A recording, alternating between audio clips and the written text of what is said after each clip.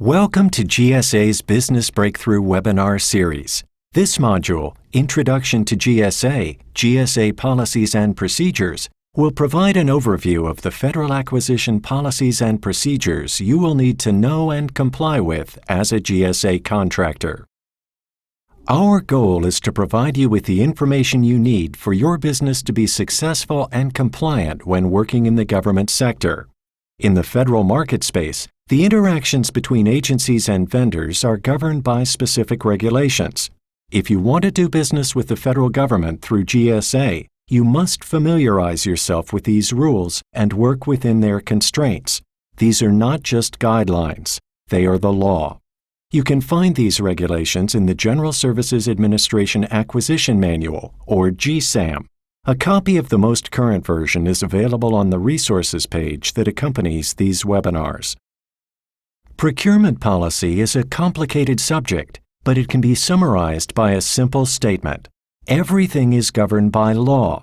The difference between commercial law and federal law is the Federal Acquisition Regulation, also known as the FAR. In the commercial space, whatever you and your customer agree upon is completely acceptable, as long as the agreement falls within the parameters of contract law. Transactions in the federal space follow a much more restrictive set of rules. These policies and procedures apply mostly to government customers. Everyone understands that knowledge is power. The more you know about how the government operates, the better you'll be able to understand the decisions your potential customers make and why they make them. More importantly, you can forecast where the government is heading and how your business can be a part of it. The U.S. government spends more on goods and services than any other entity, more than $550 billion each year. With that much money being spent on the business of government, America needs an efficient procurement system to reduce waste and ensure that each transaction is fair and cost-effective. The cornerstones of federal procurement policy are competition, ethics and integrity, and the acquisition of commercial products and services. Competition drives prices down, pushes vendors to innovate, and presents federal agencies with more options, since different companies can offer different solutions to the same challenges. Ethics and integrity are essential, because rules don't matter if the companies they are supposed to govern choose not to follow them. Commercial products and services are important because vendors to the federal space don't have to recreate items that have already succeeded in the private sector. The Office of Management and Budget, or OMB, is part of the executive branch. They lead the development of federal procurement policy, and their policy decisions regulate all federal agencies. As we mentioned earlier in the webinar, the FAR is the primary set of regulations that guides how federal acquisitions are accomplished. It establishes policies and procedures for the contracting officers and the government contracting community for how awards are made and how contracts are to be managed and administered. The FAR is the overriding set of rules that determines how acquisitions are done. However, every agency can add its own rules to the ones in the FAR by creating a supplement. The GSAM provides additional instructions for how to do business within GSA. However, these supplements cannot remove any restrictions that already exist in the FAR. They can only add new restrictions. The Office of Federal Procurement Policy was established in 1974, and the FAR was created by legislation in 1983. It became effective April 1, 1984. It is prepared, issued, and maintained jointly by the Secretary of Defense, the Administrator of the General Services Administration, and the Administrator of the National Aeronautics and Space Administration, NASA. Before the FAR was established, each federal government department published its own separate regulations. Although each department's regulations were similar, there was no central set of regulations that applied to the entire federal government. The FAR is broken up into 52 different sections, and each of these sections pertain to a specific subject area. If there are any changes to the FAR, news of the changes are announced in the Federal Acquisition Circulars. Revisions are also published in the Federal Register. The FAR and the agency supplements are said by the federal courts to have the force and effect of law, so failure to follow the FAR is the equivalent of breaking the law. However, some agencies are exempt from the FAR, including the Bonneville Power Administration, the Tennessee Valley Authority, the CIA, USPS, and FAA. Since the FAR is published in the Federal Register, it is considered to be information made available to the general public. This means that the public is expected to be aware of FAR requirements. The public can also affect what goes into the FAR. Since any proposed revisions are issued as potential interim rulings, members of the public can comment on them and possibly affect whether they eventually become part of the FAR. Both federal agencies and private companies have the opportunity to provide feedback. They can look at the proposed changes to the FAR and add their opinions and suggestions in the different councils where proposed changes are contemplated. Here are a few examples of the chapter breakouts in the FAR. Every chapter of the FAR is about a particular item and how to manage contracting for that type of requirement. Information about simplified acquisition procedures, which is any requirement under $150,000, is located in FAR Part 13. If you want to know more about small business programs, reference FAR Part 19. FAR Part 12 authorizes the government to use commercial contracting procedures as an option. The commercial contracting procedures in FAR Part 12 attempts to mirror how business is done in the commercial space. If there are particular areas where your business has expertise, we recommend studying the section of the FAR that deals with that topic so you will be prepared when you enter the government market. As mentioned earlier, competition is one of the primary goals of the federal acquisition system.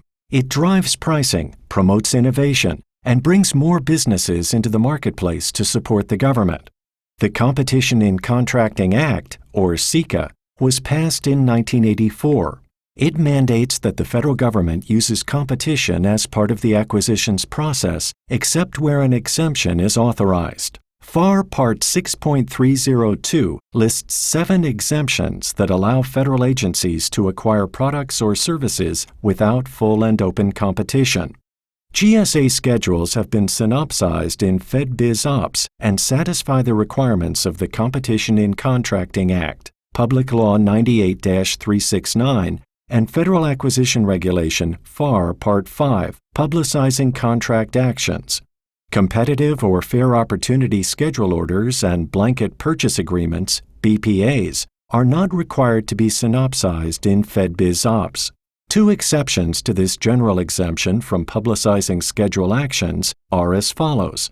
For any schedule order or BPA in excess of the simplified acquisition threshold and supported by a limited source justification, LSJ, the action will be publicized in FedBizOpps along with the LSJ, unless the LSJ is for a brand name restriction. For a schedule order or BPA in excess of the simplified acquisition threshold and supported by a brand name restricted LSJ, the LSJ will be posted on eBuy together with the request for quotation. In accordance with FAR Part 5.002, contracting officers must publicize contract actions in order to increase competition and broaden industry participation in meeting government requirements. Contracting officers must also assist small businesses, veteran-owned small businesses, service-disabled veteran-owned small businesses, hub-zone small businesses, small disadvantaged businesses, and women-owned small businesses in obtaining contracts and subcontracts. The contracting officer must transmit the notices to the Government Point of Entry, or GPE, on the FedBizOpps website. Contracting officers must disseminate information on proposed contract actions in one of the following ways. If a proposed contract action is expected to exceed $25,000, it must be synopsized in FedBizOpps. If a proposed contract action is expected to exceed $10,000, but not expected to exceed $25,000, a notice should be displayed in a public place or by any appropriate electronic means. This unclassified notice of the solicitation, or a copy of the solicitation, must satisfy the requirements of 5.207C. The notice must also include a statement that all responsible sources may submit a response, which, if received in a timely manner, will be considered by the agency. In addition, this information must be posted no later than the date the solicitation is issued and must remain posted for at least 10 days or after quotations have been opened, whichever is later. Schedule solicitations that exceed the simplified acquisition threshold are posted on eBuy so that all scheduled contractors have the opportunity to respond. The Procurement Integrity Act governs how the U.S. federal government handles acquisitions. It restricts the actions of both federal government employees involved in acquisitions and the vendors that sell to them. The Procurement Integrity Act bans disclosing or obtaining procurement-sensitive information. If federal agency employees are involved in a source selection process, they cannot disclose what information is in the proposals to anyone. This provision protects the intellectual property and proprietary financial information of vendors, so the information put into proposals remains confidential. Procurement officers must report any employment contacts by or with a competing contractor, and there is a 1-year ban imposed on certain personnel for accepting any compensation from a contractor. Selling commercial items in the government space is one of the cornerstone elements in the development of government acquisition processes. In the past, attempts to ensure that everything the government acquired was created to meet government-mandated standards resulted in a $700 hammer or a $300 toilet seat. Vendors had to set up special assembly lines to accommodate these standards, and as a result, the prices of individual items rose so that vendors could recoup their initial investment. By choosing to acquire existing commercial products instead of equivalents designed to government standards, the prices in the government space reflect the same economies of scale that exist in the commercial space. When an agency needs to acquire supplies or services, the FAR lists an order of preference for sources in FAR Section 8.002. When acquiring supplies, agencies must first look at their own inventories, then look to other agencies for excess personal property. Federal prison industries are the next source on the list, followed by Ability One, formerly JWAD, wholesale supply sources, multiple award schedules, and finally, commercial sources. When looking for services, agencies must first go to Ability One, then multiple award schedules, federal prison industries, and commercial sources when all other possibilities have been exhausted. FAR Part 15 outlines the process a federal agency needs to follow to issue a request for proposal, or RFP. Part 15 is critical in ensuring that qualified vendors are evaluated by the same source selection process, so the purchasing agency can get the best contractor to fulfill their requirements. FAR Part 15 covers the sole source and competitive acquisition procedures that allow the government to negotiate terms and conditions with vendors. It also deals with the criteria for making best value evaluations. A trade-off process is appropriate when it may be in the best interest of the government to consider awarding the contract to an offerer other than the lowest priced or the highest technically rated offerer. Low price technically acceptable is the evaluation method in which best value is expected to result from selection of the technically acceptable proposal with the lowest evaluated price. FAR Part 15 specifies a uniform contract format, so no matter which federal contract you look at, the information is going to be in the same location. FAR Part 15 also includes details on how an agency can withdraw a request for proposal and what provisions and clauses are allowed. The award decision is based on evaluation factors and significant sub-factors that are tailored to each acquisition. These evaluation factors and sub-factors must represent the key areas of importance that will be considered in the source selection decision and support meaningful comparison and discrimination between and among competing proposals.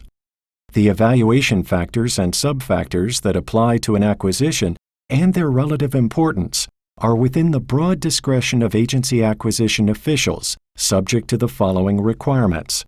The price or cost to the government shall be evaluated in every source selection. The quality of the product or service shall be addressed in every source selection. Quality is evaluated by considering one or more non-cost evaluation factors that include past performance, compliance with solicitation requirements, technical excellence, management capability, and personnel qualifications. And in most cases, past performance shall be evaluated in all source selections for negotiated competitive acquisitions expected to exceed the simplified acquisition threshold. Proposals are rated in accordance with how a vendor's responses to the evaluation criteria meet the requirements of the RFP. If a contracting officer has questions about a proposal, there are two ways to resolve them. These are clarifications and discussions.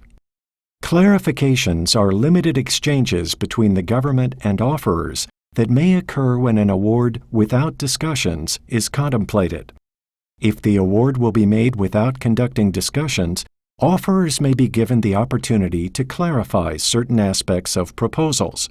These aspects may include the relevance of an offerer's past performance information and adverse past performance information to which the offerer has not previously had an opportunity to respond.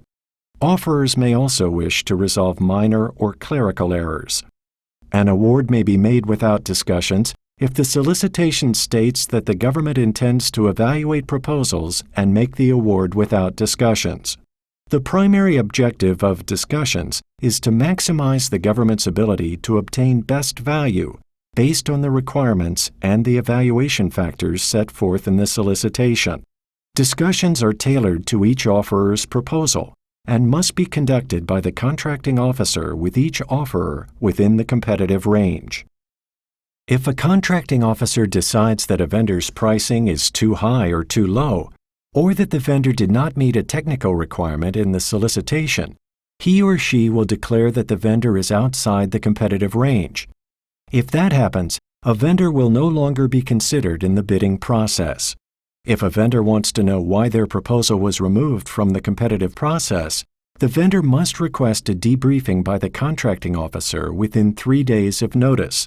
An agency debriefing can be requested within 5 days of notice, unless it is postponed until after the contract is awarded. Debriefings cannot include point-by-point comparisons of vendors, the names of those who provided past performance info, or the past performance information of other companies. A protest is a written objection by an interested party to any of the following: a solicitation or other request by an agency for offers for a contract for the procurement of property or services, the cancellation of the solicitation or other request, or an award or proposed award of the contract. An interested party can also protest the termination or cancellation of an award of the contract if the written objection contains an allegation that the termination or cancellation is based in whole or in part on improprieties concerning the award of the contract. A vendor can file a protest in one of 4 ways: directly to the contracting officer, to the General Accountability Office, through the U.S. Court of Federal Claims, or to the Small Business Administration.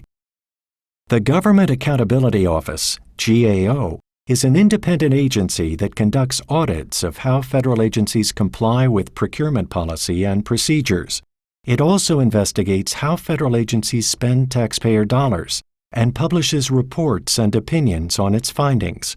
We will be talking in more detail about the GAO in some of the other webinars in this series. Unsolicited proposals are proposals submitted by vendors without a requirement or RFP. The FAR allows unsolicited proposals, but there are certain criteria that must be met in order to submit them. Specifically, the proposal must be unique or innovative and is relevant to the agency's mission. This concludes GSA Policies and Procedures of the Introduction to GSA webinar. GSA has developed 4 other modules to help you compete and succeed in the federal market space: Accessing the Federal Marketplace, GSA Contract Administration and Compliance, GSA's Culture of Innovation and Sustainability, and Proposal Strategies for Subcontracting and Teaming. We encourage you to view these webinars. The information they provide is invaluable. We'd like to hear your feedback about this webinar. Please go to the Interact page to take a short survey and complete the corresponding knowledge check exercise. Thank you in advance for your participation.